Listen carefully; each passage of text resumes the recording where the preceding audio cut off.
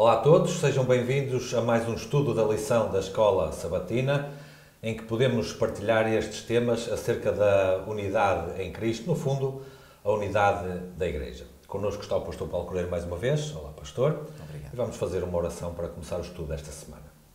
Senhor nosso Deus, nosso Pai, nós te queremos agradecer pela oportunidade de nos encontrarmos mais uma vez e estarmos aqui juntos para aprendermos a Sagrada Escritura acerca da unidade na Igreja e aquilo que é benéfico para a tua Igreja hoje em dia, para nos comportarmos e atuarmos de acordo com a tua vontade. Que tu nos inspires, também aqueles que estão a assistir, que seja benéfico para eles, para a sua família, para a sua Igreja. É o que te pedimos e agradecemos em nome de Jesus. Amém. Amém. Pastor, o estudo desta semana, que é a lição 5, é a experiência da unidade na Igreja primitiva. E isto imediatamente reporta-nos ao trimestre passado, em que nós, semana após semana, nós falámos justamente da experiência da Igreja primitiva. Então nós vamos, se calhar, nos repetir um bocadinho em relação a coisas que já dissemos aqui, mas vamos falar neste contexto específico, neste âmbito específico da unidade. Ainda na semana passada nós comentávamos, pastor, que em todas as eras da Igreja isto da unidade foi crítico, não é?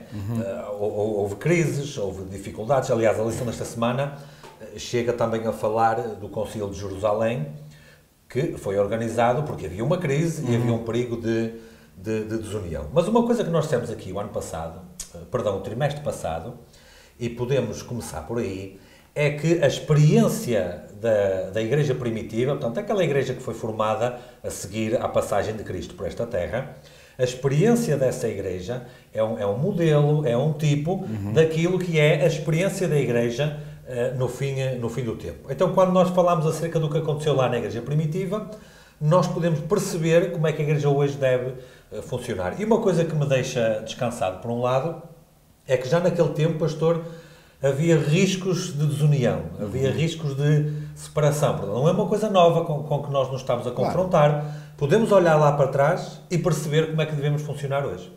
Sem dúvida, Filipe, porque a Igreja primitiva claramente é um modelo, portanto, vimos isso extensivamente no trimestre anterior, é um modelo para nós e deveríamos ter consciência que, embora essa Igreja tenha sido um modelo e seja um modelo para nós temos que olhar para a realidade e ver que houve dissensões, portanto, no seu seio. Isso nos deveria acalmar o nosso coração hoje, porque há muitas pessoas que se preocupam imenso com as dissensões, com as discrepâncias de opinião que existem hoje no nosso meio. Pois bem, é evidente que isso causa um desconforto, um mal-estar, e estamos totalmente de acordo, nem poderia ser de outra forma, mas devemos olhar para essas discordâncias com, eu diria, olhos benignos, ou seja, e com isto, atenção, eu não estou a querer justificar o problema. Simplesmente a dizer que é uma realidade com que, portanto, a Igreja já se confrontou em séculos anteriores, e nomeadamente logo no início. Agora, temos é que olhar também para a Igreja primitiva e ver como é que a Igreja enfrentou o problema e, sobretudo, como é que solucionou o problema. Aí é que nós devemos focar a nossa atenção. E, claramente, quando fizeste referência ao Concílio de Jerusalém, portanto, essa foi a forma como os apóstolos encontraram de resolver o problema, ou seja, enviar delegados representativos das comunidades locais que já havia a Jerusalém, reuniram-se num concílio e aí falaram, discutiram e até discutiram fortemente, mas finalmente chegaram a um consenso. E quando foi atingido esse consenso, pois bem, esse consenso foi divulgado, foi enviado esse parecer para todas as igrejas e, portanto, com a indicação de que, pronto, vamos seguir isto que nós, representantes da Igreja, chegamos, portanto, a um consenso. Ou seja, pode haver divergências, pode haver dificuldades, mas isso não quer dizer que haja desordem, desde logo. Exatamente. Aliás, as divergências surgem porque nós somos pessoas diferentes. Então sempre acontecerá. Agora, como falámos ainda na semana passada, quando cada um de nós individualmente permite que o Espírito Santo controle a nossa mente, vai havendo uma transformação gradual da nossa mente, uma renovação do nosso entendimento, como Paulo diz em Romanos 12:1, e o que é que acontece? Então aí, se eu sou renovado, se tu és renovado, se os outros são renovados, então nós cada vez mais estamos ligados uns aos outros, estamos em união. Agora, nunca podemos esquecer da realidade de onde partimos. E a realidade de onde partimos é que nós vimos de backgrounds diferentes, de contextos socioculturais diferentes, de experiências de vida diferentes e obviamente que tudo isto se encontra dentro da Igreja, não é? E, portanto, é natural que, pela nossa forma diferente de avaliar um assunto, de pensar, haja esses atritos. Portanto, deveríamos considerar que esses atritos têm algo de normal neles próprios, porque resulta do facto de que somos pessoas diferentes. Agora, o que não é normal é nós permitirmos que essas diferenças continuem e não façamos nada para resolver. E alimentem a desunião. E alimentem a desunião da Igreja, o que é péssimo, não é? Portanto, temos que, como eu dizia ainda a semana passada, usando uma expressão muito ribatejana, temos que pegar o touro pelos cornos e resolver, portanto, o problema. E não deixar as coisas andar, olha, a desunião, pronto, isso é normal, deixa andar. Não, não é deixar andar. Por um lado, reconhecer que é normal, natural que surjam dissensões, mas não ficar por aí, tentar resolver. E na Igreja primitiva os apóstolos não cruzaram os braços, isso passa com o tempo, não passava nada. E ia provocar cada vez mais desunião. Portanto, eles enfrentaram o problema de frente, resolveram-no em concílio, portanto, na multidão de conselheiros, e, portanto, aquilo que foi decidido nesse concílio foi difundido para as igrejas, e este é o processo que a Igreja Adventista do Sétimo Dia, ainda hoje, usa para resolver as nossas dissensões. E promover a unidade. E promover a unidade. Pastor, uma coisa que chamou a minha atenção foi o seguinte, esta Igreja primitiva, ela não foi organizada de uma maneira qualquer, assim, espontânea, não caiu do céu, digamos assim. Houve outra coisa que caiu do céu, mas não foi a sua gênese, digamos assim, foi mais a bênção para depois e a capacitação. Foi o Espírito Santo, não é? Que veio naquela forma de um vento impetuoso. E vamos falar acerca disso. Porquê? Porque isso não aconteceu logo no dia em que Jesus deixou de estar no meio da Igreja. Houve um período de tempo que passou e durante esse período de tempo, e usando uma expressão que o pastor usou há pouco, os membros da Igreja, os apóstolos, os crentes, não ficaram lá de braços cruzados, à espera, a dormir, em sonolência, aguardando que acontecesse alguma coisa milagrosa e que lhes dissesse, olha, a Igreja começa agora vão fazer. Eles tiveram um tempo de preparação. Exato.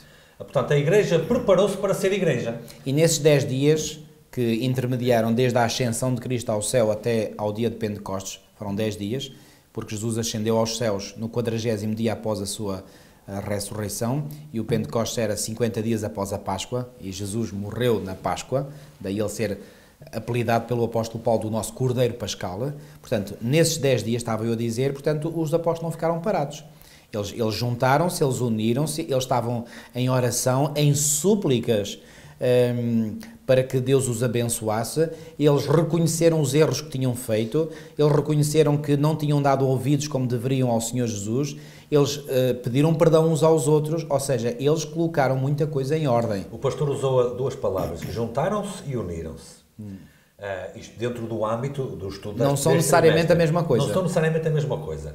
Porque posso estar junto, mas não estar unido. Exatamente. E posso estar unido e não estar junto. Exatamente. Nós estamos unidos em espírito com quem está aqui a assistir e muitas vezes nem conhecemos as pessoas. E estamos separados por milhares de quilómetros. Com certeza. E dentro de um Parlamento, de uma Assembleia da República, temos 200 ou 300 deputados juntos, mas não estão unidos. Dentro de uma igreja local, as pessoas estão todas juntas, mas podem não estar unidas. Agora, eles juntaram-se para partilha, juntaram-se para comunhão, não apenas material, mas também essencialmente espiritual, claro. Que é o mais importante, em oração, em súplica, ou seja, eles prepararam a si mesmos, e vamos dizer a igreja, não é? Para poder ser verdadeiramente igreja, para poder receber aquela benção de Deus. Portanto, nós podemos pensar, às vezes, que isto basta ser membro da igreja, basta estar cá, ter o nome inscrito no rol de membros. Aqui não há nenhuma preparação administrativa. Depois houve, como é evidente. Mas a preparação aqui foi essencialmente moral e espiritual. Uns para com os outros e para com Deus. E ao fim desses 10 dias, Deus não deixou muito tempo à espera. Alguém pode pensar que 10 é muito tempo, mas simbolicamente 10 é o mínimo dos É o mínimos. mínimo, É o mínimo. exatamente. Por isso é que temos só 10 mandamentos, por exemplo, não é? E Deus só pede que retornemos 10% dos nossos... Daniel pediu 10 dias ao chefe lá do local onde ele estava, não é? Abraão, quando perguntou ao Senhor Sobre Sodoma e Gomorra. sobre Sodoma e Gomorra, se havia 50 justos, depois 45, 40, 30, 20, 10, chegou a 10, parou. Ou seja, Portanto, há uma teologia ligada ao número 10, é o mínimo, simboliza o mínimo. Ou seja, pastor, durante esses 10 dias, eles tiveram a fazer um trabalho de unidade uns para com os outros e para com Deus. Exatamente. E foi, aliás, essa unidade pela qual eles se empenharam. Claro que a unidade, nunca podemos esquecer isto, a unidade só é possível pelo poder do Espírito Santo em nós. Falámos a semana passada. Isso não há discussão sobre isso. Agora, não é menos verdade que para Deus poder atuar em nós, Ele precisa do nosso consentimento. Portanto, porque Deus não força ninguém a fazer a sua vontade. Portanto, se nós damos o nosso consentimento, eu dou, tu dás, o outro dá, então aí podemos chegar a um consenso. E se deixarmos o Espírito Santo trabalhar em cada um de nós, esse consenso é uma realidade, não há dúvidas sobre isso. Agora, porque eles fizeram ou permitiram que o Espírito Santo fizesse neles esse trabalho, a Igreja ficou automaticamente preparada para receber aqueles 3.000 no dia de Pentecostes entraram nela. E a Igreja não estaria preparada para receber esses 3.000 se não tivesse havido aqueles 10 dias de preparação entre os apóstolos como houve. O que é que isto nos ensina para nós hoje? A Igreja só estará preparada para receber multidões e multidões que venham a quando o alto clamor se anteriormente a Igreja estiver, portanto, aqueles que já compõem a Igreja hoje, estiverem neste espírito em que estiveram os apóstolos de Cristo naquele tempo. Um espírito de humildade, de reconhecimento das faltas individuais de cada um, de altruísmo, de querer pensar mais no outro do que em mim mesmo. Reconhecimento de falhas. Exato, reconhecimento de falhas. O autor da lição diz que eles pensaram muito nos 3 anos e meio que Cristo lhe ensinou para começar a encaixar as coisas. Aliás, vem uma citação de Ellen White, de Atos dos Apóstolos, que mostra, portanto, todos os... Reparem, quem é que estava aqui a trabalhar? Era, sem dúvida, o Espírito Santo. Portanto, a fazê-los convencer dos seus erros, das falhas que tinham tido na interação uns com os outros, porque enquanto Cristo esteve nesta terra, aquele grupo de discípulos andavam quase sempre, passa a expressão, abatatados uns com os outros, não é? É verdade que Judas Iscariotes era muitas vezes quem iniciava as discussões para saber qual deles era o maior. Ellen White diz isto claramente. Impressionante como Satanás já preparava o coração daquele homem para aquilo que viria a seguir. É verdade, é verdade. E como um só indivíduo conseguia lançar, diríamos, a perturbação em todo o grupo, não é? Mas pronto, estes reconheceram e eles agora regozijavam-se, como Ellen White diz, na certeza do perdão dos seus pecados. E é isso, amigos, que nos deve regozijar hoje. É nós termos a certeza de que Deus nos perdoou, os pecados que nós confessamos, obviamente, e isso nos dá alívio no nosso coração e esperança para olharmos para a frente e podermos, assim, nos preparar para a missão que o Senhor nos confia. Deixa-me fazer uma pergunta, se calhar porventura um bocadinho arriscada, mas também este espaço nosso aqui é para falarmos à vontade e nos abrirmos e tentar ajudar quem luta no dia-a-dia com dificuldades na sua igreja. Há uma certa tendência na nossa igreja, creio que acontece um pouco por todo lado, porque hoje a igreja está pelo mundo inteiro, mas também está próxima com a tecnologia que nós temos, não é? Nós podemos perceber como é que a igreja funciona na nossa rua e do outro lado do mundo, enfim, com as devidas distâncias, mas estamos muito mais próximos do que há 10 anos atrás, sem dúvida. Há uma certa tendência, um pouco por todo lado, de crítica fácil à igreja. Sendo que existe muita coisa na igreja que merece crítica e merece reparo, é por isso que temos as reuniões que temos, é por isso que temos as discussões que temos, que merece reparo. Há membros que assumem uma posição de uma crítica demasiado fácil e permanente e parece que, deixa-me usar aqui uma expressão muito nossa, não tem mais nada que fazer a não ser aquilo. Não será, pastor, que essa preocupação demonstra que algo existe muito mal com essa própria pessoa? Quando toda a religião, quando toda a sua ação missionária, eu estou a dizer missionária entre aspas, porque nem sei se isso é ação missionária, quando toda a ação missionária é à volta da crítica, não será que estamos a perder tempo com a devida, ou melhor, estamos a perder tempo que não estamos a gastá-lo com a devida preparação espiritual, que é esta que nós falámos aqui? Claro que a Igreja tem razões para ser criticada, como é evidente, porque há coisas que estão mal com os membros, não tanto com a Igreja em si, mas com os membros, com a nossa prática. Mas quando demoramos demasiado tempo com isso e menos tempo com oração, com análise própria de como é que eu posso melhorar a Igreja, Quer dizer, ficámos perdidos aqui, que nunca vamos chegar a este ponto aqui, não é? Repara, uma coisa às vezes é a crítica que se faz a coisas que não estão bem. Outra coisa bem diferente é a forma como se critica. Porque aquilo que causa mais incómodo, e eu falo por mim, não é tanto por vezes a crítica que se possa fazer, mas a forma como se critica. Eu estou absolutamente convencido que se eu me deixar convencer e moldar pelo Espírito do Senhor, o meu caráter, a minha personalidade vão ser moldados, vão ser afagados, vão ser polidos e, portanto, cada vez mais eu refletirei a bondade, o amor genuíno que foram totalmente visíveis no caráter do nosso Senhor Jesus Cristo.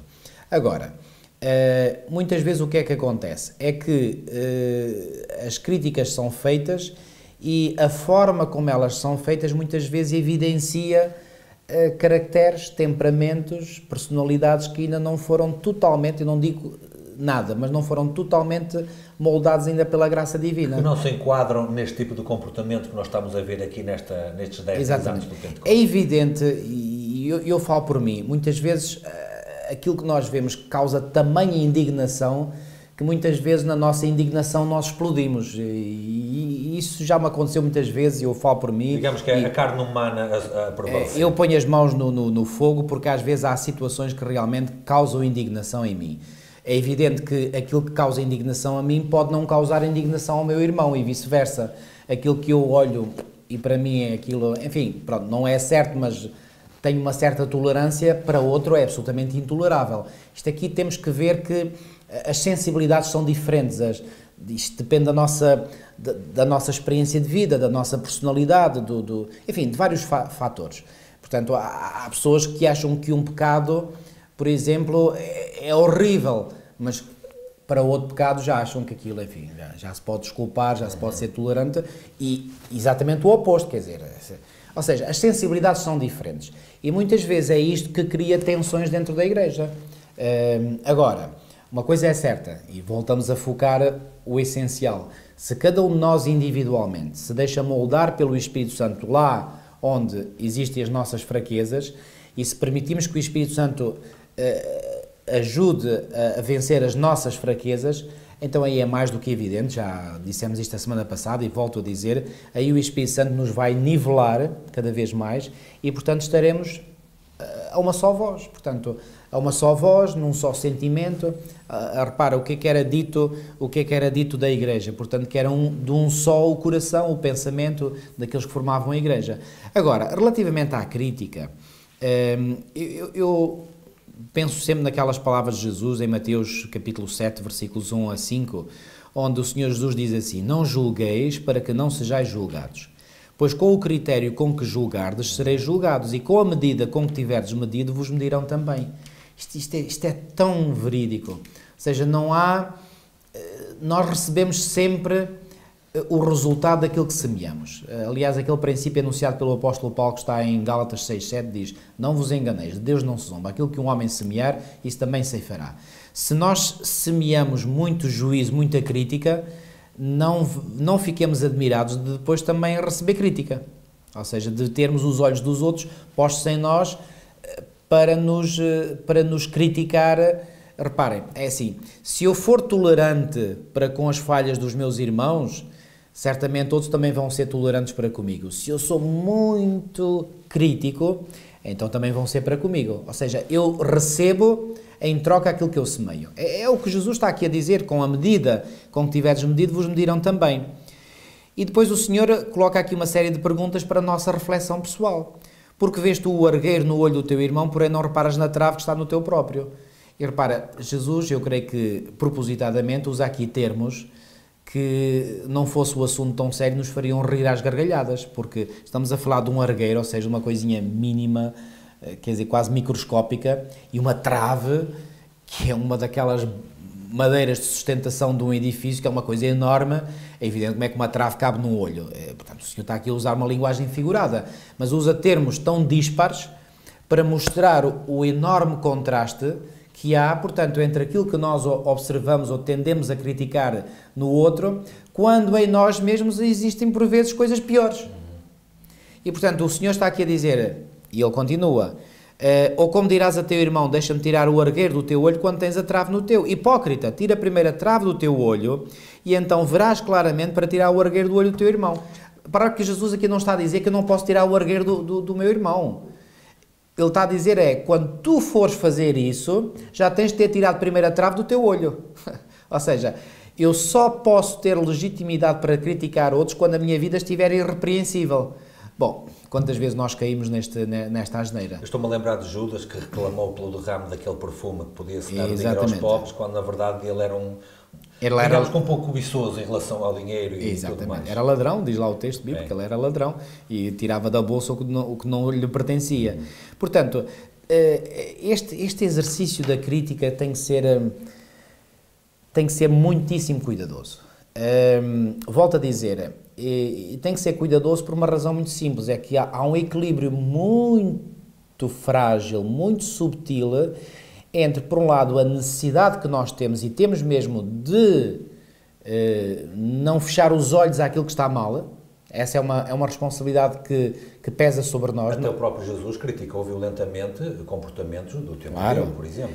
E, por outro lado, sem deixar de criticar, fazê-lo com amor e no espírito redentor. E no espírito de redimir aquela pessoa que está no mal. Ou seja, se eu tiver amor para com aquela pessoa, então certamente esse amor que eu tenho para com ela já irá, portanto, ajudar-me a fazer a crítica no bom termo. Ou seja, eu não quero a destruição da pessoa, eu não quero o assassinato do seu caráter, eu quero restabelecer aquela pessoa, eu quero ajudar essa pessoa. Se eu for nesse espírito, eu creio que então aí esse tal equilíbrio sensível vai ser facilmente atingido. Agora, lá está, tudo isso tem que ser feito no poder do Espírito Santo e quando nós vemos alguma coisa que não está bem num irmão, na igreja, por que não pedir primeiro a Deus, olha Senhora, ajuda-me a ver se há algum problema na minha vida antes de eu ir criticar os outros. Se a pessoa puder honestamente fazer um exame de consciência e achar que está tudo bem, que não tem nada, então aí a pessoa irá. Mas irá certamente com um espírito de humildade. Aliás, o apóstolo Paulo, numa passagem que nós encontramos em Gálatas também, no capítulo 6, ele diz isto: irmão, se alguém for surpreendido em alguma falta, vós que sois espirituais, corrigi-o, mas corrigi-o como? Com espírito de brandura. E guarda-te para que não sejas também tentado. Porquê? Porque ao ir corrigir o outro, eu posso arvorar-me como sendo superior, como estando em cima do pedestal. Que era um sentimento que estes primeiros apóstolos da primeira igreja não tinham, não se consideravam superiores aos outros. Exatamente. É porque o Espírito Santo já tinha descido sobre eles. Lá está. Depois ele diz, levai as cargas uns dos outros e assim cumprireis a lei de Cristo, porque se alguém julga ser alguma coisa não sendo nada, a si mesmo se engana, mas prove cada um o seu labor, repare, prove cada um o seu labor, ou seja, primeiro o exame, o autoexame, e então terá motivo de gloriar-se unicamente em si e não em outro, porque cada um levará o seu próprio fardo. Portanto, estes conselhos de Paulo mostram-nos que realmente há haver motivos para a crítica. Isso não quer dizer que nós não possamos fazer a crítica, mas devemos fazer sempre a crítica num espírito em que nós queremos o bem da pessoa, que eventualmente está mal, e olhando para mim, reconhecendo que eu sou pecador, que aquilo que eu tenho e que sou, o devo à graça de Deus. Gosto muito daquele texto do apóstolo Paulo em 1 Coríntios 15:10, quando ele diz, sou o que sou pela graça de Deus. É pela graça que nós somos o que somos. E, portanto, se eu estou contente com aquilo que a graça fez em mim, então eu devo considerar que essa mesma graça que o Senhor me disponibilizou para mim tem que ser dada aos outros. Está à disposição da outra pessoa. E se a mim me soube bem saber pela fé que Deus me perdoou, porque é que eu não hei de querer estender esse perdão, essa graça do Senhor também ao outro? Eu devo fazê-lo.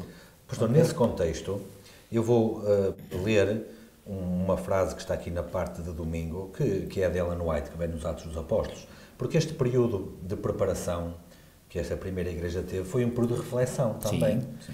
E ela tem uma frase... Essencialmente reflexão. Exatamente. E oração. Tem uma frase que ela diz assim, e pensavam eles, os que estavam lá, que se pudessem viver de novo os 3 anos passados com Cristo, 3 anos e meio, 3 anos mais e meio, propriamente. a sua forma de agir seria muito diferente.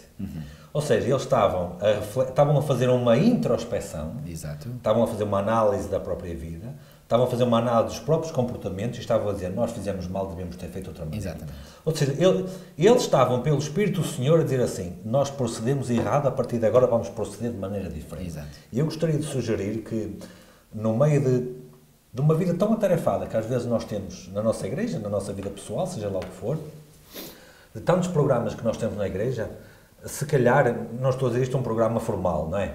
Mas se calhar devíamos parar um bocadinho, olhar para trás, ver o que é que estamos a fazer mal e fazer um propósito de fazer de maneira diferente. É isso mesmo, Filipe. Nós deveríamos sempre olhar para trás, vermos os nossos erros do passado e é muito bom nós reconhecermos. Eu gosto muito daquele texto de Jeremias 3:13, diz, tão somente reconhece. Aquilo que o Senhor apela é como se fosse um apelo fortíssimo da parte de Deus, é algo que vem do fundo do coração de Deus, das suas próprias entranhas, entre aspas. Ou seja, Deus faz esse apelo, tão somente reconhece, é como se Ele estivesse a dizer, Paulo, eu não preciso de mais nada que tu faças, só precisas de reconhecer que arrasta, porque a minha graça te basta. E eu vou dar um exemplo, pastor. Quando aquele profeta Natã foi ter com Davi e expôs o erro dele, Davi podia ter inventado desculpas, até podia ter mandado matar o homem, se quisesse. Claro que e ele sim. disse, olha, pequei contra o Senhor. E só disse isso.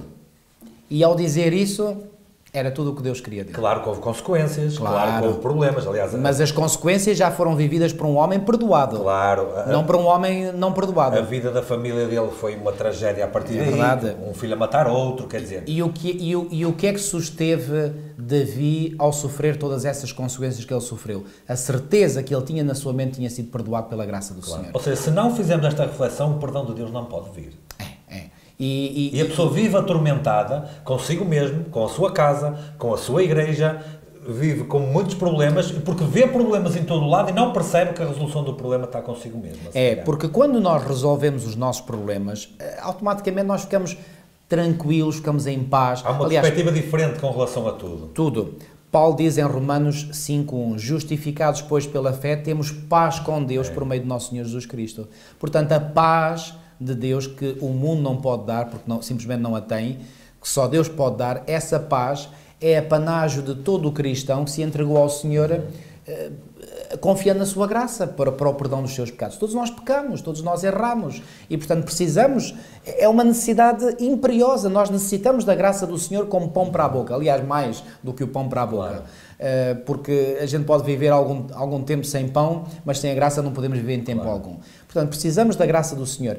E quando essa graça nos transforma, nos dá a tal paz que o apóstolo Paulo, numa outra passagem em Filipenses 4, ele diz que excede todo o entendimento, então nós aí ficamos tão mais tranquilos, tão mais calmos, que nós, quando olhamos para as faltas dos outros, a gente já olha com olhos tolerantes, porque dizemos, então, mas aquela pessoa está mal, mas certamente que o Senhor vai usar de misericórdia para com essa pessoa, como Ele usou de misericórdia para comigo. Então aí toda a perspectiva muda.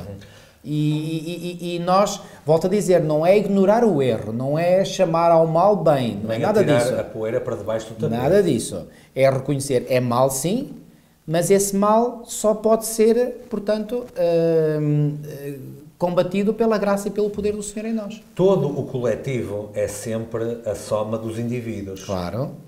E o mesmo podemos dizer desta igreja. Então, quando nós olhamos para a igreja e ficamos admirados, espantados, como 3.000 almas se juntavam num único dia, missionários iam para todo lado, faziam uma obra espantosa, talvez devemos olhar melhor para a preparação que permitiu depois ter acontecido isso a seguir. Exatamente. E isso foi uma preparação individual de cada um e depois é que veio o coletivo a beneficiar dessa preparação individual que aconteceu ali. Volto a dizer, Filipe, a igreja primitiva é um modelo, deve ser um modelo para nós hoje. E reparem, a mesma sequência de acontecimentos que ocorreu no passado, eu acredito vão ocorrer no futuro. Ou seja, o que é que aconteceu no passado? Nós temos essa preparação individual que os apóstolos fazem e depois dessa preparação que durou esses 10 dias, que mediaram entre a ascensão de Cristo ao céu e o dia de Pentecostes, eles tiveram esses dias, portanto, numa preparação individual e isso possibilitou, ou seja... A preparação coletiva. A preparação coletiva. E, portanto, depois houve o derramamento do Espírito Santo e com o derramamento do Espírito Santo foi a pregação intensiva da palavra de Deus. Podemos dizer foi o alto clamor. Pois bem, no tempo do fim, o derramamento do Espírito Santo, que nós sabemos que irá acontecer sob o derramamento da chamada chuva seródia, porque aqui estamos a falar da chuva temporã, em termos históricos, porque há sempre uma chuva temporã e uma chuva seródia a nível individual, na vida de cada pessoa individualmente. Mas a nível da história da Igreja, o derramamento do Espírito Santo no dia de Pentecostes foi a chuva temporã. O derramamento da chuva seródia está ainda no futuro. É algo que nós não estamos a viver hoje, ainda está no futuro, ok? Então, a sequência de acontecimentos que aconteceu no passado vai ser a mesma sequência que ocorrerá no futuro. Então, quando se der o derramamento do Espírito Santo na forma da chuva seródia, isso habilitará a Igreja a um alto clamor, e vai haver esse alto clamor, como consequência da chuva seródia. Agora, para haver a chuva seródia, o que é que tem que preceder o derramamento? Tem que preceder a tal comunhão, o tal exame mútuo, a tal interação. Há aqui uma coisa muito importante que ainda não falei, que agora quero falar, que é a questão dos relacionamentos. Os relacionamentos entre membros da Igreja devem ser vividos já com o Espírito de Cristo no coração de cada um de nós. E se o Espírito Santo verdadeiramente estiver entre nós, nós não vamos ter a tendência para nos isolarmos, para ficarmos à parte, nós vamos ter prazer na comunhão, na associação com outras pessoas. Colocando o dedo na ferida, que é uma expressão que nós usamos para atacar o problema, como é que nós podemos entender uma coisa destas se tivermos dentro da Igreja um irmão que não fala para outro irmão? Um irmão que não é capaz de se ajoelhar e fazer uma santa ceia com outro irmão? Olha, Filipe, eu vou-te ser muito honesto. Eu, quando vejo essas situações, e infelizmente já as constatei, e não foi só uma vez nem duas, oxalá tivessem sido, quando eu vejo uma situação dessas, eu não olho tanto para o problema em si, ou seja, aquilo que mais facilmente transparece, que é o facto de dois irmãos estarem inimizados um com o outro, eu olho para a causa do problema. E a causa do problema, para mim, é só uma. Não há aqui duas nem três, é só uma. E essa causa é o facto de que ou um irmão, ou o outro, ou os dois, não estão verdadeiramente convertidos. Porque se estivessem verdadeiramente convertidos e vivessem humildemente com o Senhor em cada dia das suas vidas, isso simplesmente não aconteceria. A irmã White diz que... Podia haver divergências até. Claro. Só que haveria a sabedoria e o discernimento para saber viver com essas divergências. A irmã White diz que se colocássemos o eu de lado, 5 minutos bastava para resolver os nossos problemas. Tudo resolver. O pastor estava a explicar agora esse assunto e eu estava aqui a pensar comigo próprio. Nós perguntamos, às vezes, porque é que o Senhor ainda não voltou, se demora muito, se demora pouco. Alguns até dizem onde é que está a promessa da sua vinda, etc. Por aquilo que o pastor disse, se eu me puser em ordem para com Deus e, em consequência, me puser em ordem com o meu irmão, se os outros irmãos da Igreja fizerem isso é que acelera o cumprimento das promessas que vai potenciar a Igreja cumprir com a sua última missão, que finalmente resultará na volta de Jesus. Se não cumprimos com este primeiro passo, então o Senhor, quer dizer, está pronto para derramar as suas bênçãos sobre a Igreja continua não preparada. Filipe, eu concordo contigo, mas em parte. E eu vou justificar porque é que eu respondi. Foi mais uma pergunta do que... Sim, eu percebi. Porque não podemos esquecer também da missão global que nós, como povo de Deus, temos. E essa missão global é levar o Evangelho, como diz Jesus em Mateus 24:14, para servir de testemunha a todas as nações, e então virá o fim. Portanto, reparem que nesse texto que nós encontramos em Mateus 24:14, o Senhor não diz que o fim virá quando todos estiverem unidos, não, diz que o fim virá quando o Evangelho terá sido ouvido em todas as nações. Portanto, essa é a grande missão global. Agora, é evidente, e agora vou ligar isto que acabei de dizer com o que disseste há pouco, é evidente que esse Evangelho só irá ser proclamado a todas as nações se houver a tal unidade entre nós, unidade essa que nos habilitará depois como um corpo coletivo a darmos o alto clamor, portanto a cumprirmos a missão. Foi o que aconteceu na Igreja primitiva. E portanto é fundamental nós termos esse espírito de unidade entre nós, mas para isso é necessário vivermos cada um individualmente com o Senhor, porque o grande segredo está sempre aí. O grande segredo é nós vivermos, portanto, em unidade com o Senhor. Se cada um de nós vive individualmente a sua relação com o Senhor, se tu viveres, se o outro viver, nós vamos estar unidos uns com os outros. Isso não há volta a dar. Então, em primeiro lugar, eu tenho que me preocupar comigo próprio. Claro. E isso já vai beneficiar a Igreja e a unidade da Igreja. Exatamente. Isso é exatamente. E o outro, olha, o outro é entre ele e Deus. Faz-me lembrar aquela resposta que Jesus deu a Pedro, quando ele se preocupou muito com João, e o que é que vai acontecer com este? E o Senhor disse que te importa, tu vem e segue-me. Mas agora tenho que fazer aqui uma pergunta, pastor, porque isso é verdade. E nós percebemos claramente o que é que Cristo estava-lhe a dizer. Olha, preocupa-te com a tua salvação, preocupa-te com a tua vida, e entretanto os outros deixa o outro com ele. Mas também é verdade que eu sou o guardador do meu irmão. É verdade. Então eu tenho que perceber como é que concilio as duas coisas, porque eu não posso... Lembras-te há bocadinho eu ter falado num equilíbrio sensível? Exatamente, porque eu sou o guardador do meu irmão. A pergunta que Deus fez a Caim não é inocente, e não é só para Caim, com toda a certeza, porque se eu não fosse guardador do meu irmão, eu estudava a Bíblia só por mim, preparava-me para aceitar Jesus e conhecer e ficava aqui até à espera da segunda. Agora a grande questão é, o que é ser guardador do irmão? O que é ser guardador do meu irmão? Até ao ponto de eu guardar o meu irmão, mas não interferir demasiado com a sua escolha pessoal e de livre vontade. Exatamente. E ser guardador do irmão é nós fazermos a abordagem que eu descrevi há pouco. É nós irmos ter com outra pessoa, com espírito de brandura, não pensando que somos melhor do que ele, porque na realidade não somos nada, mas ir numa tentativa de redimi-lo, de levá-lo a cair em si, de pensar, olha, tu não estás bem, por isto assim, assim. Portanto, ser guardador do irmão é eu sentir a minha responsabilidade em fazer algo pelos outros. E aliás, dissemos isto ainda a semana passada, quando nós nos desconcentrarmos de nós mesmos e nos concentrarmos no outro, e esse outro pode ser aquele meu irmão que está dentro da igreja, mas também aquela pessoa que está ainda fora da igreja, então aí, ao concentrar nos outros, isso me ajuda a desconcentrar em mim próprio. Isso é ser guardador do irmão, é eu preocupar-me com os meus irmãos. Agora, essa preocupação não deve também ser levada ao extremo de pensar que eu é que sou responsável pela salvação dele, porque não sou. Pois claro. Cada um a responsabilidade é individual. Aí Ezequiel 18 é extremamente claro, ao mostrar, portanto, que a alma que pecar, essa morrerá. Portanto, eu não posso responder pelo meu pai, nem o meu pai por mim, nem eu pela minha mulher, nem a minha mulher por mim, nem eu pelos meus filhos, nem os meus filhos por mim. Nem podemos ser batizados em nome de um familiar que já morreu, como acontece com uma santa religião. Exatamente, com os mormons, nomeadamente. Portanto, não, a responsabilidade é individual. Agora, é no exercício dessa responsabilidade individual que é minha, que eu tenho uma responsabilidade para com os outros. Mas a minha responsabilidade para com os outros é de os encorajar, é de os aconselhar, é de eventualmente os advertir, mas reconhecendo que as escolhas que ele fizer, que ele assumir, são da inteira responsabilidade dele. Nesse sentido, e aproveitando o exemplo que dei há pouco, Natã era guardador de Davi. Exatamente. Então, dos outros profetas, Moisés era guardador do povo que estava no deserto, por exemplo. Mas aquele texto de Ezequiel 33 que nos ajuda a compreender a nossa responsabilidade individual, diz que a nossa responsabilidade termina quando nós advertimos.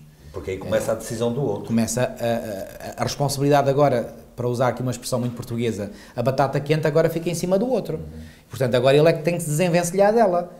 E tem que ser entre ele e Deus. Claro. Portanto, o texto de Ezequiel 33 não podia ser mais claro quando diz aqui, eu vou ler, a partir do versículo 7 e até ao 9, a ti, pois, ó filho do homem, te constituí por atalaia sobre a casa de Israel, tu, pois, ouvirás a palavra da minha boca e lhe darás aviso da minha parte. É um aviso.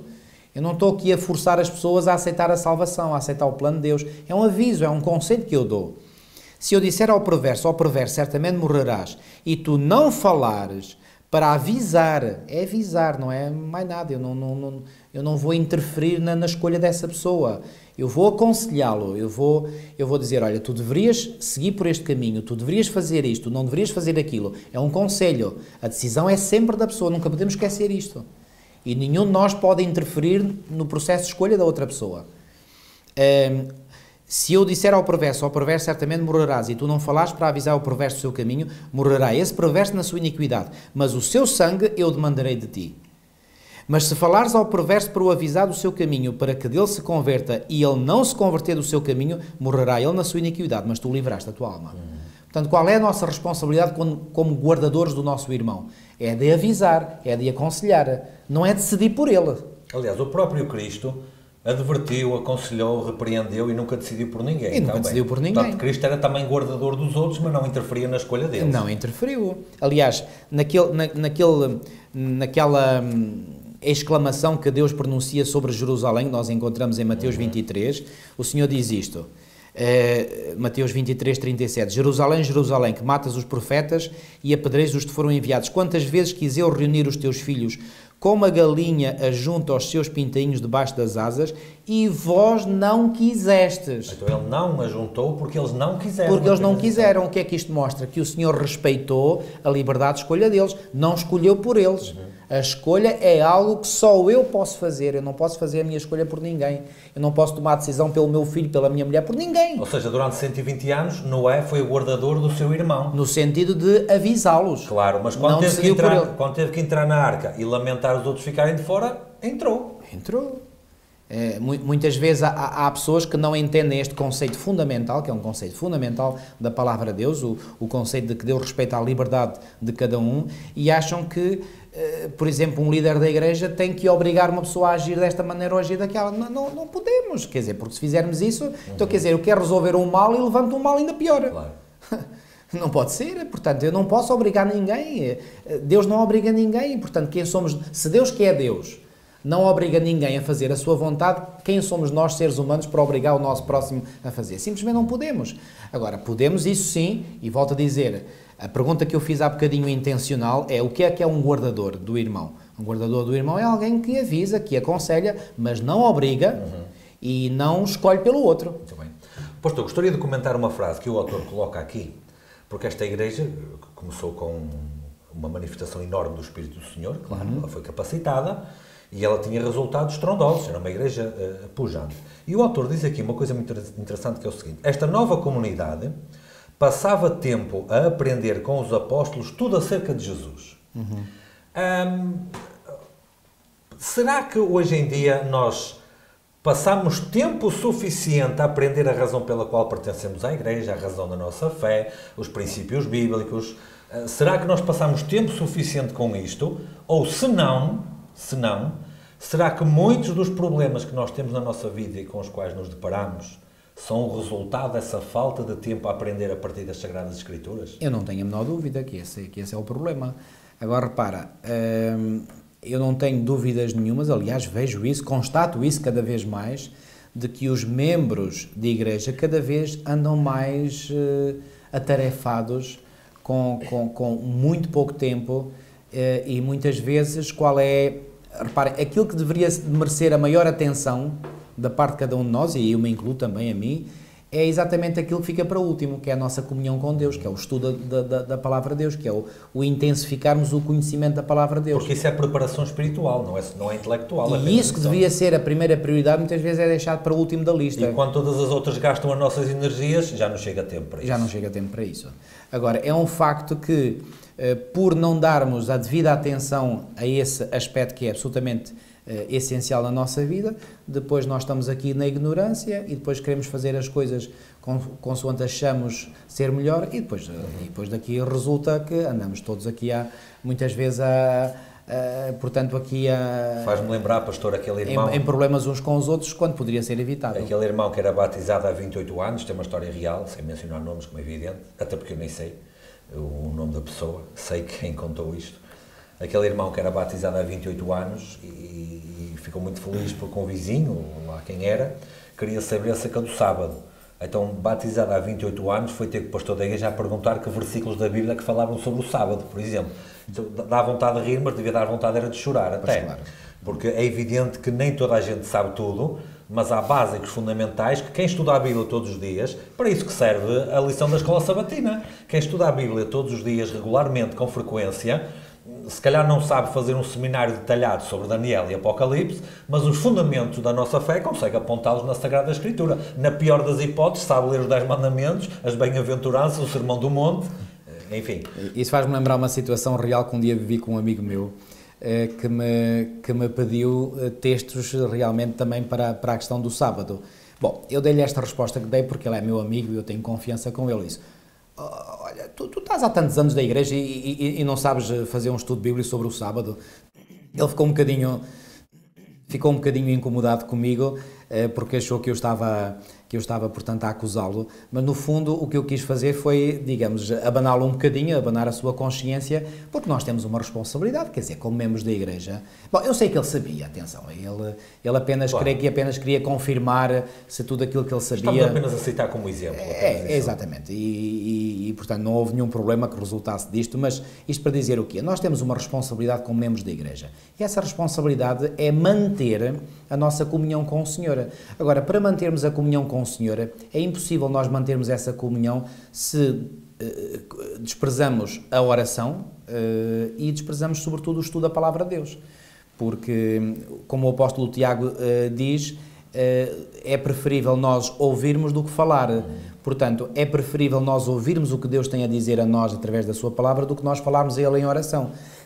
Eu considero que a oração é absolutamente imprescindível na vida espiritual de cada um de nós. Sem oração não há vida espiritual. Mas a oração, eu considero que é algo mais importante do que a oração. Porque a oração é o meio pelo qual eu falo com Deus. Mas o estudo da palavra de Deus é que permite que Deus fale comigo. E, portanto, aqui há uma relação de forças completamente desigual, porque Deus é que é soberano, eu não sou. Quer dizer, eu sou uma formiguinha... E, ao menos ele tem que falar muito mais. Ele tem que falar muito mais, mas é isso mesmo. Tiraste umas palavras da boca. Ele é que tem que falar mais. Portanto, eu tenho que dar mais atenção ao estudo da sua palavra do que à oração. Porque muitas vezes a forma como eu oro, se eu estudo, a minha oração, a minha vida de oração vai-se modificando, porque cada vez mais eu percebo que há coisas que eu nem preciso pedir a Deus. Ou seja... Portanto, a minha oração vai depender grandemente do meu conhecimento da palavra de Deus. E nós temos essa responsabilidade. E se cada um de nós seguisse essa responsabilidade, é evidente que nós estaríamos muito mais unidos do que na verdade estamos hoje. Agora, não deixo também de acreditar que quando Deus vê que às vezes determinados meios, como nós dizemos às vezes na linguagem, na gíria, o que não vai a bem muitas vezes vai a mal. Quer dizer, Deus dá-nos oportunidades, nós não aproveitamos essas oportunidades e depois o que é que acontece? Deus permite que venham crises, e às vezes são crises terríveis à nossa vida, para aprendermos debaixo da crise aquilo que não quisemos aprender em tempo de paz. Temos o caso de Saulo, teve uma conversão dramática, não é? Dramática, completamente dramática. Porquê? Porque ele deixou passar algumas oportunidades que o Senhor lhe deu. Para 3 dias. E finalmente, bom, eu falo por mim, a minha experiência de conversão foi também dramática. E eu reconheço porquê. Porque eu também fui casmurro e teimoso durante vários anos e finalmente, quando vi que não tinha mais possibilidade de fuga, é como se eu tivesse, agora vais pagar tudo aquilo que, entre aspas... Já nem vou mencionar o caso de Nabucodonosor, que até se comportou como um animal para se converter, entre aspas. Mas eu, ao dizer isto de mim próprio, eu não estou a fazer uma acusação a Deus, longe de mim, eu até estou a dizer, o Senhor fez muito bem em ter agido comigo como agiu. Eu fui teimoso e o Senhor agora apenas disse, ok, foste teimoso, agora há de pagar na pele todos esses anos em que foste teimoso para comigo. E paguei, e se calhar ainda estou a pagar hoje, mas reconheço, ainda bem que o Senhor lidou comigo dessa maneira. Faz parte do processo. Faz parte. Misericórdia divina. Faz parte, e eu agradeço, e estou muito grato ao Senhor, e se for preciso ainda mais provas que Ele tenha que me dar para eu ser ainda mais aperfeiçoado, venham elas. Deixemos isso na omnisciência de Deus. Venham elas, eu não sei o que é, Deus sabe, porque Ele é que conhece o meu coração muito melhor do que eu o conheço a mim mesmo, que eu me conheço a mim mesmo, portanto, eu só quero ter a certeza que estou nas mãos do Senhor. E para eu ter a certeza que estou nas mãos do Senhor, eu não posso deixar de fazer a minha parte. E a minha parte é eu manter a comunhão com Ele, não apenas pela oração, mas sobretudo pelo estudo da Sua Palavra. Pastor, eu queria introduzir aqui duas histórias que, no fundo, em termos do princípio que vamos falar, são apenas uma, contrastando com a outra, mas que é o caso de Barnabé e depois o caso de Ananias e Safira, que o autor fala aqui. Nós temos, vamos dizer, dois grupos. Temos Barnabé de um lado e depois a família Ananias e Safira, que tiveram um mesmo propósito. Mas eu queria criar aqui um contexto. Eles eram membros da igreja, desta igreja que nós estamos a falar, eram membros da igreja, frequentavam a igreja, devolviam os seus dízimos e as suas ofertas, eram membros reconhecidos e tudo mais, e diante da igreja, não é?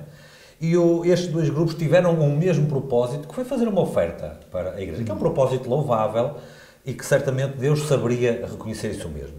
Só que há aqui um detalhe que convém mencionar. Todos nós podemos ler as ações do outro mas não podemos ler o coração do outro. E neste caso isto fica perfeitamente claro. Porquê? Porque o que é que a Igreja leu aqui? Olha, temos Barnabé e temos este casal que quer, de uma forma generosa, de uma forma benévola, benemérita, beneficiar a Igreja, ajudar os pobres e tudo mais, e vai beneficiar a Igreja com isso. Certamente o Senhor vai abençoar esta gente toda por causa disso. Na realidade, Barnabé foi abençoado, mas os outros não. Porquê? Porque é possível que dentro da Igreja haja pessoas mal intencionadas. É possível que dentro da Igreja, e repare, não estamos a fazer acusação nenhuma, estamos a descrever o que aconteceu neste caso aqui.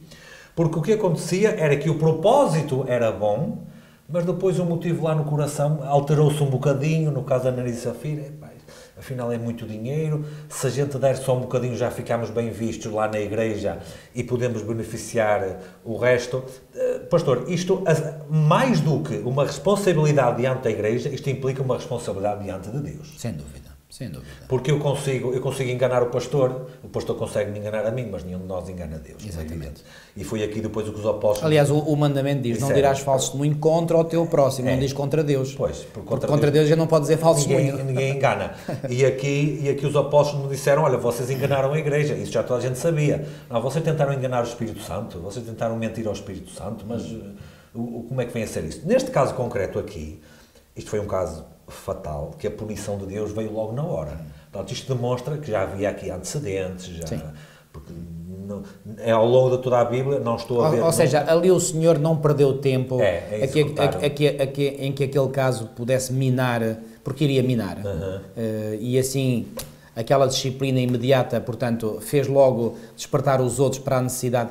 E a necessidade de disciplina na Igreja é absolutamente fundamental, porque se a Igreja simplesmente fecha os olhos e deixa andar, às vezes coisas estão mal, isso acaba por contaminar, digamos, é como um vírus que se espalha e contamina outros, e portanto, ali a Igreja estava numa fase muito recente. Estabelecimento de princípios, não é? Portanto, se Deus permitisse que este vírus introduzido na Igreja por Ananias e Safira não fosse imediatamente erradicado, aquilo poderia dar uma destruição imensa. E, portanto, afetaria a Igreja extremamente... Ou seja, desde logo foi para proteger a Igreja. Foi para proteger a Igreja, exatamente. E a Igreja estava numa fase inicial. E sabem que quando uma planta ainda é pequenina, é muito mais suscetível de ser afetada por uma influência negativa do que quando já é uma árvore crescida, não é? Pois, é mais fácil ser moldada ou deformada, conforme a orientação que tiver. Exatamente. É como, por exemplo, num período de estação. Sabemos que há os 9 meses de estação no útero materno, mas os 3 primeiros são absolutamente críticos e fundamentais. Se, por exemplo, a mulher grávida se expõe a raio-x ou a radiação, portanto... a chamada radioatividade, nos 3 primeiros meses é muitíssimo mais grave do que nos 6 últimos meses. Porquê? Porque nos 3 primeiros meses, o chamado período embrionário, ali o embrião está, portanto, num processo de multiplicação celular, mas a formar tudo. Que depois vai determinar o que vem a seguir. E ao fim de 3 meses está tudo formado, depois é só crescer, é só inchar, entre aspas, é só crescimento. Está já formado, ao fim de 3 meses o ser humano está íntegro, está totalmente formado. E depois é só o crescimento, a multiplicação de células para crescer e, portanto, ser já a criança que é ao fim dos 9 meses de gestação. Mas aqueles 3 primeiros meses são absolutamente essenciais. Se há ali um problema nestes 3 primeiros meses, isso pode afetar grandemente. Portanto, a Igreja estava no período embrionário aqui. E, portanto, se Deus permitisse que este mal afetasse a Igreja, seria catastrófico. Então o Senhor age logo. É como no início do período do povo de Israel. Deus não permitiu que apostasias pudessem avançar. Agora, quando o povo de Israel já estava mais consolidado e que, digamos, as bases estavam bem estabelecidas, bom, aí o Senhor permitiu mais, ou seja, aparentemente, de um ponto de vista humano, Deus foi mais tolerante em épocas posteriores da história de Israel do que nas épocas iniciais. O mesmo aconteceu com a Igreja. E o mesmo acontece hoje com a Igreja Adventista Sétimo Dia. A minha pergunta ia ser essa, pastor, porque... Hoje há maior tolerância porque os fundamentos doutrinários e morais da Igreja estão perfeitamente estabelecidos. E é mais difícil derrubá-la com qualquer coisa. Exatamente. Ellen White tem um texto que eu não consigo citar ipsis verbis, mas ela diz que quando os homens falham em cumprir com o seu dever, Deus toma o assunto nas suas próprias mãos. Exatamente. E eu fico tremendamente descansado com isto, pastor. Porque eu sei que os homens podem falhar, porque eu falho, o pastor falha, todos falhamos, claro. Mas sei que chega uma altura que Deus pode dizer assim, pronto, vocês não estão a conseguir, ou não querem, depende, então eu vou tomar o assunto nas minhas mãos. E eu reparo pela nossa história que, ao contrário de nós, Deus rapidamente resolve o assunto. É de um dia para o outro, é num minuto, é numa hora. Nós andamos e organizamos comitês e reuniões e mais comitês e mais não sei o que mais, e não resolvemos nada, muitas vezes. Quando Deus tem que resolver o assunto, às vezes é à machadada, desculpando o termo que é mesmo assim, outras vezes de uma forma mais pacífica para nós, mas quando Deus vem para resolver, resolve, e não há debate posterior, nem há... E também pode resolver através de seres humanos que estão consagrados a Ele. Mas não deixa de ser Deus a resolver a questão. Não deixa de ser Deus. Que Deus, me deixa muito mais descansado, sinceramente. Claro. Agora, eu tenho uma confiança inabalável em Cristo como nosso Supremo Comandante e tenho outra certeza, esta é a sua Igreja. A sua Igreja remanescente. Com isto eu não estou a querer dizer que só os Adventistas do sétimo dia é que se salvarão, longe disso. Isso nunca foi crença de nós, como Adventistas do sétimo dia. Aliás, Ellen White até diz no Grande Conflito, no capítulo 21, que a grande maioria dos seguidores de Cristo encontram-se hoje nas várias igrejas que compõem a fé protestante. Portanto, se este texto ainda é válido para os nossos dias, eu acredito que é, então a maior parte dos filhos de Deus hoje não estão dentro da Igreja Adventista, ainda estão lá fora, ainda estão em Babilónia, e particularmente nas igrejas protestantes, que se tornaram Babilónia porque seguiram a mãe, que é Roma. O alto clamor vai dar muito que falar, pastor. Desculpa, o desabafo foi agora apenas Mas é verdade. Porque o alto clamor é que vai propiciar esses movimentos todos. Exatamente. Depois. E também sabemos que quando se der o alto clamor, essas pessoas que virão de fora virão fazer uma coisa, tapar os buracos deixados vagos por aqueles que hoje estão dentro da igreja e que vão sair. Certo. Porque no final do capítulo 12 do livro Eventos Finais, estão lá citações de Ellen White que mostram que o número daqueles que entrarão será praticamente idêntico ao número daqueles que sairão. Às vezes nós concentramos em e o alto clamor vai trazer tanta gente para dentro da igreja, e é verdade. Mas esquecemos que essas pessoas que vão vir para dentro da igreja vão preencher os lugares deixados vagos por aqueles que saíram, ou seja, aqueles que vão sair serão muitos. É a tal classe numerosa que tu falaste. Eu nem quero saber quem é, porque isso me poderia... Não nos compete também Não nos compete, é verdade. Mas mesmo que competisse, eu preferia não saber quem é para não entrar em angústia. Estamos apenas a raciocinar para perceber que estamos a raciocinar em termos daquilo que está revelado. Exatamente, estes problemas que havia na igreja, porque no fundo o que aconteceu foi que Ananias e Safira foram expulsos da igreja. Exatamente. No caso, foi logo com uma punição divina, como é evidente. E muitos outros na igreja primitiva saíram também. Sim, claro. Paulo chegou a falar, portanto, a falar de alguns, de um Latoeiro, de um Alexandre Latoeiro, falou alguns pelo nome, outros não falou pelo nome, então, disse que eram falsos apóstolos. Também não abandonou a igreja, pastor? Exatamente. E tantos outros ao longo da história também não abandonaram a igreja? Agora, eu pessoalmente não quero saber quem sejam esses que um dia sairão, sei-o porque está revelado, e portanto eu acredito no que está revelado, mas eu nem quero saber para não me angustiar antes de tempo. Temos é que nos preocupar para não fazer parte desse Ora, aí está. E essa é a minha grande preocupação. E se calhar o estudo desta semana, que fala da Igreja Primitiva, dá-nos bases suficientes para perceber que tipo de comportamento essencialmente espiritual devemos ter para ficar de pé e não ser levados na enxurrada quando ela vier, porque exatamente. E outra coisa, eu apelo aqui para aqueles que nos estão a ouvir, não acreditem, irmãos, isto é um... Olha, aqui há uns tempos atrás eu até publiquei um post no meu perfil pessoal de Facebook com uma citação de Ellen White, onde ela diz que Satanás consegue ter êxito em fazer alguns, entre o professo povo de Deus, acreditar que podem viver independentemente dos seus irmãos. Isso não existe entre o povo de Deus.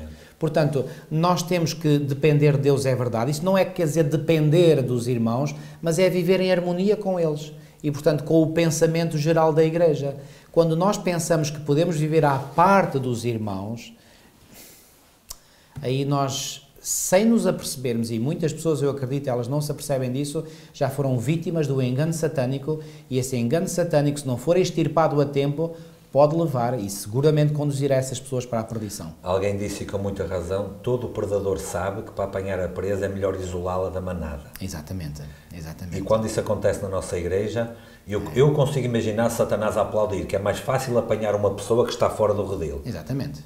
E a pessoa fica fora, fica mais vulnerável, fica mais frágil. Eu já vi imagens de filmes ou documentários de vida selvagem e lembro uma vez de ver um documentário em que era uma manada de búfalos e veio um conjunto de leões. O leão é considerado bem o rei da selva porque mete medo a todos os outros animais, e os búfalos puseram-se todos em círculo com as caras viradas para o leão. Não houve ali leão que entrou, simplesmente não houve. Agora, o que é que os leões fazem? É correr atrás de uma manada para ver se dispersar, isolar um e depois atacam esse. Ou seja, arranjar perturbação, arranjar desordem, e quando alguns ficam espantados, esquecem a manada e atacam aquele que querem atacar. Acabou. Está feita a caça. E depois diz a Bíblia que Satanás anda em derredor. Exatamente. Não é ao redor, porque ao redor estão os anjos de Deus a proteger. Exatamente. Mas anda ao derredor para ver se alguém se quer largar dessa proteção e ele facilmente... Portanto, não podemos largar a convivência, a Igreja. Portanto, temos que permanecer unidos e enquanto estamos unidos, pois bem, o inimigo que anda como leão em derredor, diz a Bíblia, não vai conseguir fazer nada. Agora, se eu me afasto conscientemente da manada, Há quem diga com muita razão, pastor, que não é a Igreja que salva. É verdade, a Igreja não me salva, mas protege-me e muito. E muito. Exatamente. A Igreja não salva, mas conserva a salvação. Ajuda-me a viver a salvação. Portanto, a salvação eu tenho em Cristo e cada um de nós só tem a salvação em Cristo. Mas a Igreja que foi fundada por Cristo, o nosso Salvador, não podemos nunca esquecer isso, a Igreja é a plataforma, é o meio onde Deus coloca aqueles que se hão de salvar, e que se salvaram e que se hão de salvar, para que ali a salvação que cada um recebeu individualmente de Cristo possa ser melhor preservada. E por uma questão de lógica, pastor, se alguém diz que ninguém se salva por estar na Igreja, também é verdade que ninguém se salva por estar fora da Igreja, portanto é um raciocínio espúrio. Agora, é muito mais fácil, como o pastor disse, eu estar protegido e estar seguro dentro da Igreja do que fora da Igreja. Portanto, e este caso que nós mencionamos aqui, podemos mencionar muitos outros, demonstra que isso acontecia também na Igreja primitiva e ao longo da Ellen White vai mesmo ao ponto de dizer que, por exemplo, no que se refere aos relacionamentos entre obreiros, entre pastores, entre líderes, ela até vai ao ponto de dizer que nós não devemos facilmente ceder, por exemplo, a nossa consciência nas mãos de um qualquer líder ou mesmo até um grupo de líderes. Mas há uma situação em que ela diz que nós devemos ceder. É quando a Igreja se reúne com delegados do mundo inteiro numa sessão da Conferência Geral, aí, quando há uma decisão, todos devem dizer, acabou. Agora, o que é a minha posição individual, agora deve ser arrumada a um cantinho. E prevalece a posição coletiva. E prevalece a posição coletiva. Mesmo que eu não esteja de acordo. Eu sinto-me, por vezes, à vontade ou com legitimidade para contestar, por exemplo, um colega meu, até um superior hierárquico em termos de função, sim, mas nunca me atrevi, e que Deus me livre de o fazer, de pôr em causa uma decisão tomada pelo coletivo geral da Igreja. Isso não, isso nunca me atrevi. É uma questão de ordem e de organização. Exatamente. E é assim que funciona. Aliás, era isso que a Igreja primitiva funcionava. Exatamente. Pastor, chegou ao fim do tempo, talvez possamos terminar com uma oração. Querido e amado Pai que estás nos céus, muito obrigado mais uma vez, Senhor, por nos teres permitido esta reflexão de temas tão importantes, tão fundamentais para a vida da Tua Igreja. Senhor, eu considero pessoalmente um altíssimo privilégio fazer parte da Tua Igreja. Senhor, graças te dou pela Tua graça que se manifestou para comigo e que continua a manifestar-se dia após dia, momento após momento. Eu te estou muito agradecido, Senhor. E permite, Senhor, que essa Tua graça, essa Tua misericórdia, esse Teu amor possam continuar a transformar o meu caráter, que eu reconheço que necessita de ser transformado ainda, moldado, precisa de ser polido. Ó Senhor, continua a conceder-me a Tua graça como o fizeste até este momento da minha vida. O mesmo que peço para mim, peço para o irmão Filipe e peço para cada um dos meus queridos irmãos e irmãs que nos estão a ouvir e mesmo aqueles que não nos estão a ouvir, que pela Tua graça nós possamos crescer no nosso relacionamento contigo e crescer também no nosso relacionamento uns com os outros. Senhor, não nos deixes cair na tentação com que o inimigo nos quer fazer cair, de pensar que nós podemos viver contigo, mas à parte da Tua Igreja. Esse é um pensamento demoníaco. Ajuda-nos, Senhor, a nos conservarmos unidos, porque é na união que está a força. E ajuda-nos a ter a plena certeza, Senhor, que se nós abandonamos a manada, então aí facilmente o inimigo, que é um leão, ele nos poderá caçar. E certamente que o fará. Ó Senhor, ajuda-nos, pois, a preservarmos a unidade no vínculo do amor e da fé. E que nós possamos, como Igreja, em conjunto, trabalhar todos juntos para a missão que Tu nos deste. fortalece-nos com o teu poder e a tua graça. Tudo isto nós pedimos e pela fé te agradecemos em nome de Jesus. Amém. Amém. Nós voltamos na próxima semana para mais um estudo da lição da Escola Sabatina. Até mais.